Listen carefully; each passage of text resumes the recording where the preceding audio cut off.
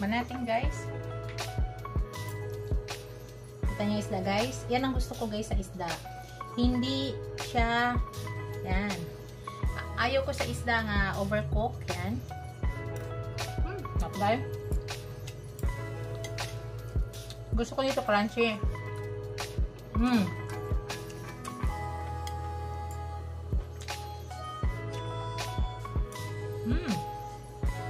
Diba? Kita nyo guys. Sarap ng isda nito guys.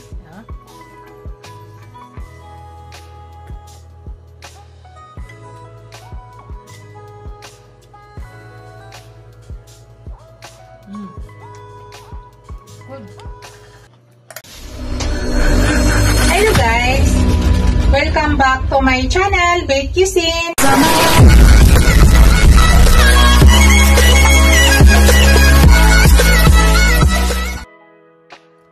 Hello guys, today's video guys, I want to share with you. Magluto po ako ng escabeche fish or fish escabeche. Ang gamit kong isda guys ay ito. Ilalaban nyo nga ito guys. Ito ay dalagang bukid lapad. Ayan. Yung yellowtail niya guys, ayan. Yellowtail siya. So mahigit 1 kilo to guys. Ito po yung ating lulutuin. So, unang gawin ko guys ay i-marinate ko muna yan. Para habang mag-slice tayo ng ating ibang ingredients, i-marinate muna natin to. Pakita ba? Yan. Ang nilalagay ko lang dito guys ay asin. Imamassage ko lang siya ng asin. Tapos yung sa loob, nilalagyan ko rin. Nahugas ko na to maigi guys ha.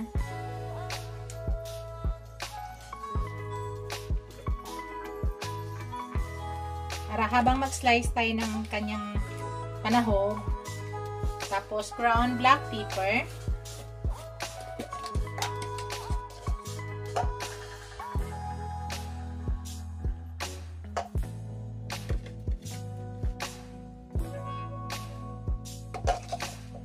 Sweet and sour natin guys.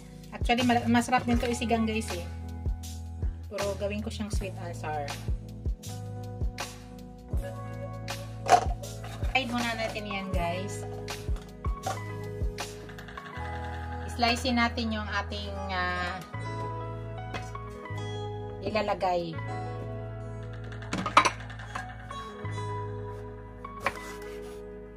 Ito pala yung mga ingredients natin guys ha. Ipakita ko sa inyo. Bell pepper, carrots, yan, white onion, tapos bawang. Maglagay din tayo ng tomato sauce at saka pineapple. Slicing ko tong pineapple ko guys. Isama ko yan yung ano guys ha, yung juice diyan. Tapos mamaya maglagay din tayo ng suka, sugar, asin. So pakita ko sa inyo mamaya guys. Nahugasan ko na pala to guys ha. Nahugas ko na yan. Hugas na po yan.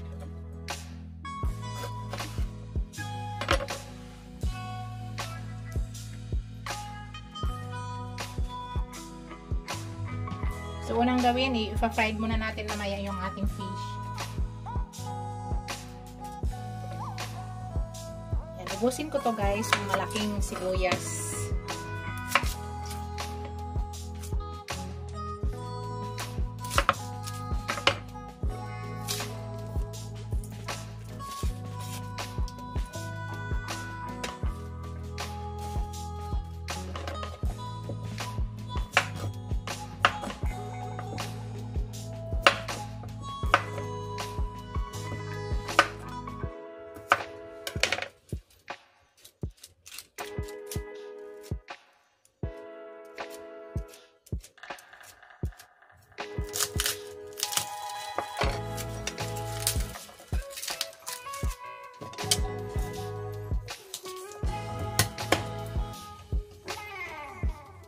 Ang ginagawa ko guys, ganito lang sa bawang. Nasa inyo guys kung paano nyo i-chop yung bawang. Kahit ano naman pwede.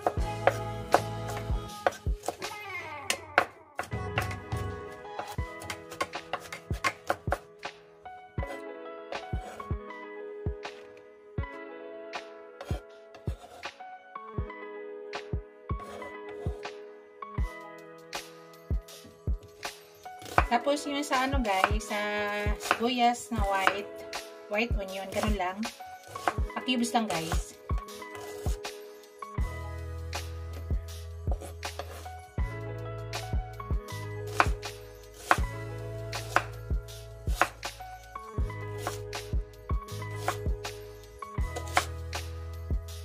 Tapos dito sa bell pepper, ganyan lang guys.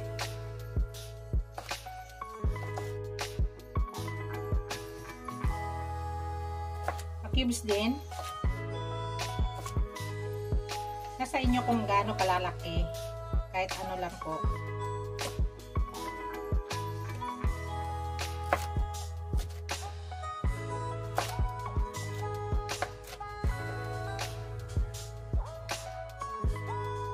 Yung carrots guys, ganun lang.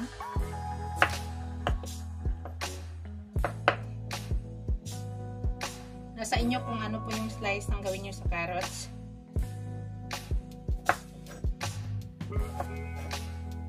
Sa akin ganun lang. Manipis lang siya para madali maluto.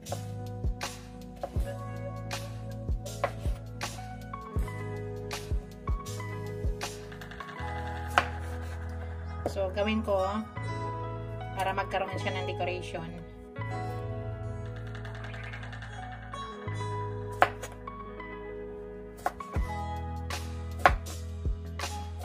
Slicing ko siya ng ganyan.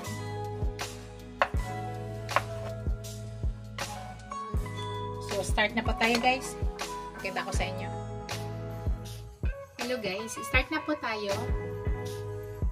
I-fry muna natin yung ating fish guys. Una, maglagay tayo ng oil niya. Okay, init na yan guys. Lagay na natin ang ating fish.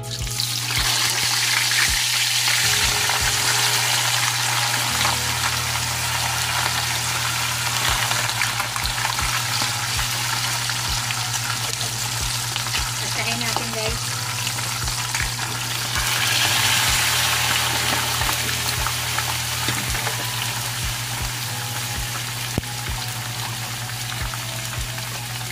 Balik pa rin na lang po natin yan.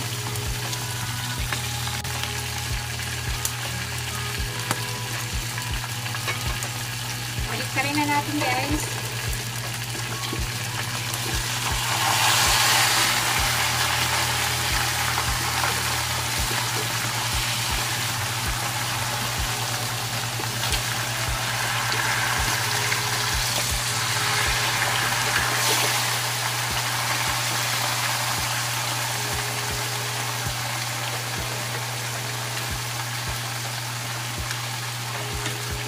Mga 10 minutes guys, luto na yan. Try na lang natin. Yung kabilang part, luto na po yan. Yung kabilang kalang.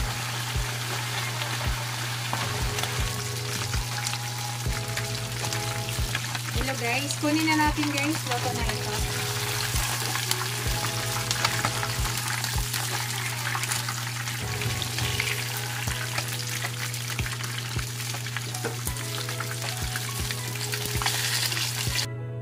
Tayo ng konting oil.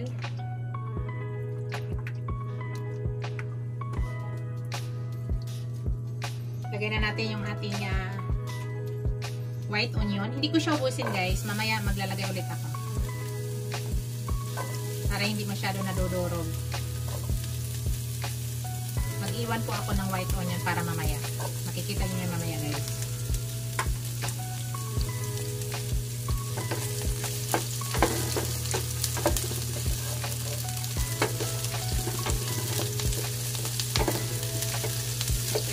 Konting apoy malakas yata. Ayan, isunod ko na yung aking bawang. Mas maraming bawang guys, mas mabango, masarap. Sanay po ako na maraming bawang saka sibuyas. So kayo naman pag nagtitipid kayo, okay naman po, konti lang. Nasa inyo po yan.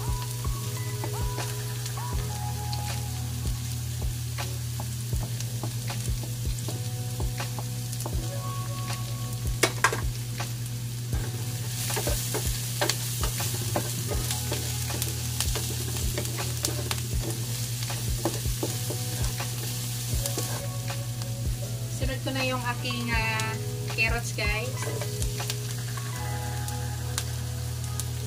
Shoutout pala sa aking mga channel members, sa aking mga subscribers, viewers, silent viewers, mga super chatter. Maraming salamat guys sa walang sawang supportin nyo sa aking channel.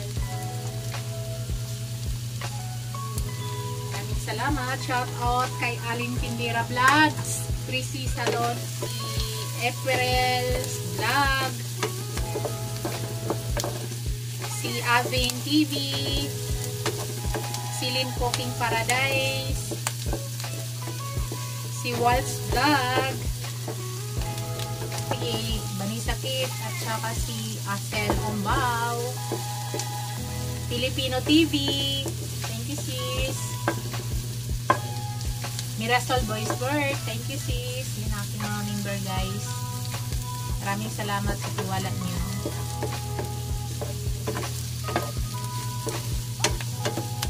Si Dongbal TV,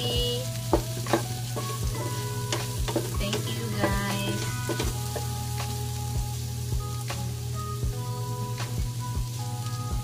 So ilagay ko na guys yung aking pineapple juice.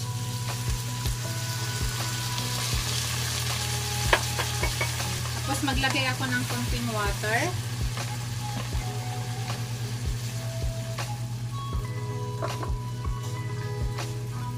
Yan guys pineapple juice, konting water, at saka vinegar.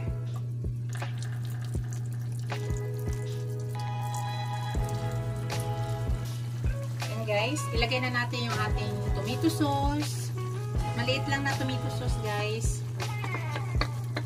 Kalahating cup lang yan.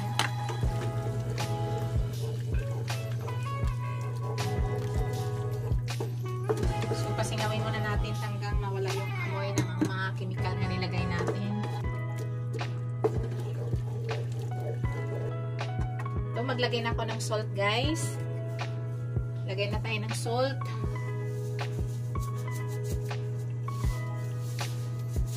So, estimate lang yung salt. Naglagay na tayo ng salt kanina sa ating fish. So, hintay lang natin yan guys. Pakuluin lang muna ng pakuluin natin.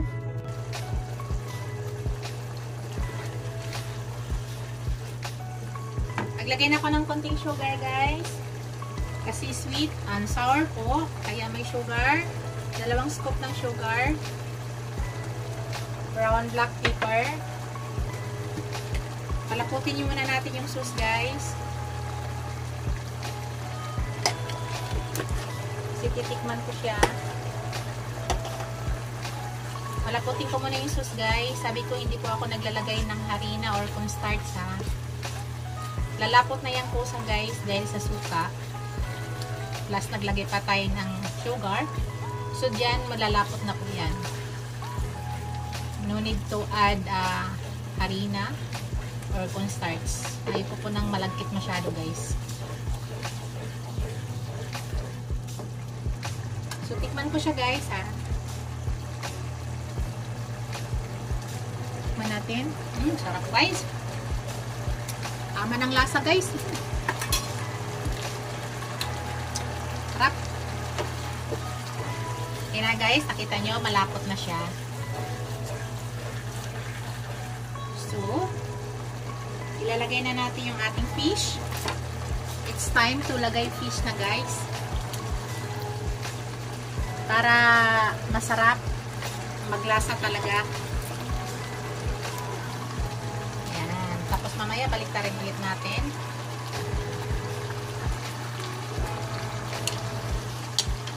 Kainaan ko lang konting apoy guys ha. Para hindi masyado mabigla. Absorb lang natin muna yung fish. Pero hindi natin masyado tagalan guys para maganda pa rin yung texture ng ating fish. Ha? So balik rin natin.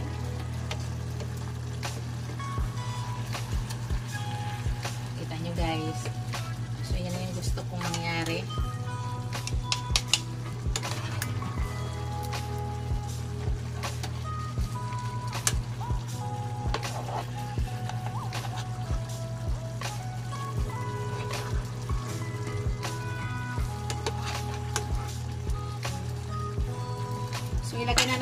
ating naiwang onion at saka bell pepper. Yan guys, ilagay na natin.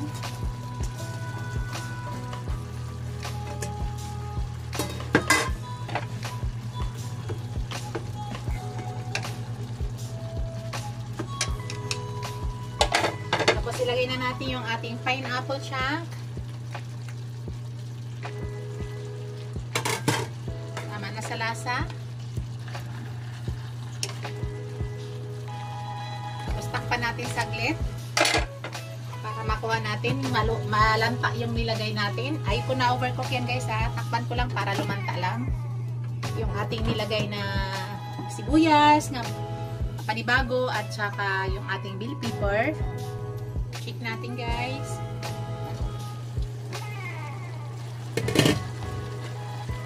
Yan. Kailangan maluto muna yung ating bell pepper. Pero gusto ko sa bell pepper guys ha, crunchy lang siya ha. Yan na guys. Patay na natin yung ating apoy guys. Luto na po yan.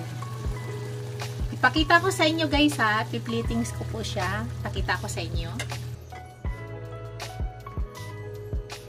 Sarap guys.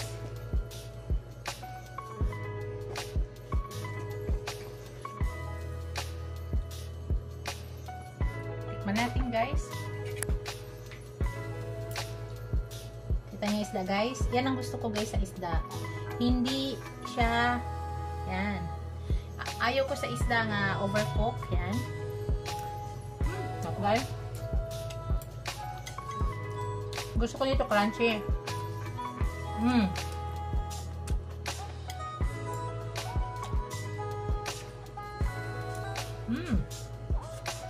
Isa pa? Kita nyo guys. Sarap ng isda nito guys.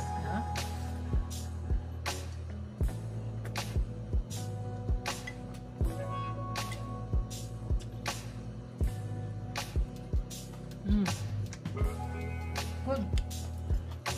Diba?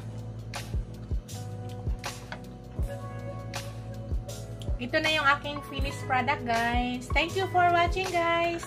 Don't forget to like, comment, share, and subscribe to my channel. See you in my next video guys. God bless us all. Bye!